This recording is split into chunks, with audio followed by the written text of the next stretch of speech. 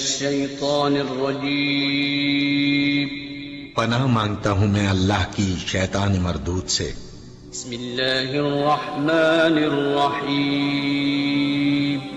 شروع اللہ کا نام لے کر جو بڑا مہربان نہایت رحم والا ہے۔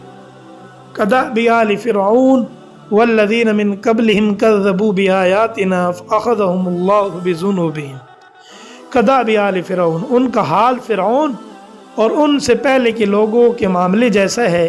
والذین من قبلهم، جو ان سے پہلے گزرے، كذبوا بآیاتنا، انہوں نے ہماری آیتوں کو جھٹلایا۔ فأخذهم اللہ بذنوبهم، اللہ نے ان کو ان کے گناہوں کی وجہ سے پکڑ میں لے لیا۔ واللہ شدید العقاب، اور اللہ کا عذاب بڑا سخت ہے۔ قل للذین کفروا ستغلبون وتحشرون الی جہنم، جن لوگوں نے کفر اپنا لیا ان سے کہہ دو ستغلبون، تم مغلوب ہو جاؤ گے، وتحشرون الی جہنم، اور تمہیں جمع کر کے جہنم کی طرف لے جایا جائے گا۔ وبئس المہاد، اور جہنم بہت ہی برا ٹھکانہ ہے، بڑا برا بچھونا ہے۔ قد کان لکم آیۃ فی فئتین التقطا، تمہارے لیے ان دو گروہوں کے واقعے میں بڑی نشانی ہے۔ فئۃ تقاتل فی سبیل اللہ، ایک جو فئتین التقطا، فئۃ تقاتل فی سبیل اللہ، ان میں سے ایک گروہ اللہ کے راستے میں لڑ رہا تھا۔ وأخرى کافرۃ یرونہم مثلیہم رأی العین، اور دوسرا کافروں کا گروہ تھا جو اپنے آپ کو کھلی آنکھوں سے ان سے کئی گنا زیادہ دیکھ رہا تھا۔ واللہ یؤید بنصرہ من یشاء، اللہ جس کی چاہتا ہے اپنی مدد سے تائید کرتا ہے۔ ان فی ذلک لعبرۃ لأولی الابصار، بے شک اس واقعے میں آنکھوں والوں کے لیے عبرت کا بڑا سامان ہے۔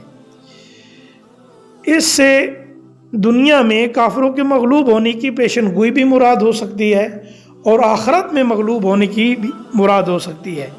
پیچھے یہ پیشن گوئی کی گئی تھی کہ کفار مسلمانوں سے مغلوب ہوں گے، اب اس کی ایک مثال دینے کی غرض سے جنگ بدر کی طرف اشارہ کیا گیا، جس میں کافروں کا لشکر 1000 مسلح لوگوں پر مشتمل تھا اور مسلمانوں کی کل تعداد 313 تھی۔ کافر کھلی آنکھوں دیکھ رہے تھے کہ ان کی تعداد کہیں زیادہ ہے، یعنی وہ ظاہراً 313 نہیں بلکہ کئی ہزار نظر آ رہے تھے، لیکن اللہ تعالیٰ نے مسلمانوں کی مدد فرمائی اور کافروں کو شکست فاش کا سامنا کرنا پڑا۔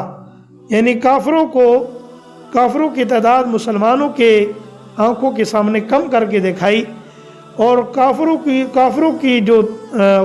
کو تعداد مسلمانوں کی تھی وہ کم کر کے دکھائی، تاکہ وہ مقابلے میں جمے رہیں، وہ یہ سمجھیں کہ یہ تھوڑے سے ہیں، اور کافر اپنے آپ کو کئی گنا زیادہ، وہ ظاہراً تو 3 گنا زیادہ تھے بلکہ وہ 10 گنا زیادہ نظر آ رہے تھے، تاکہ وہ اسی اہمیت کے پیش نظر یا اسی جذبے سے لڑتے رہیں، اور لڑتے لڑتے بالآخر ان کو شکست کا سامنا کرنا پڑا۔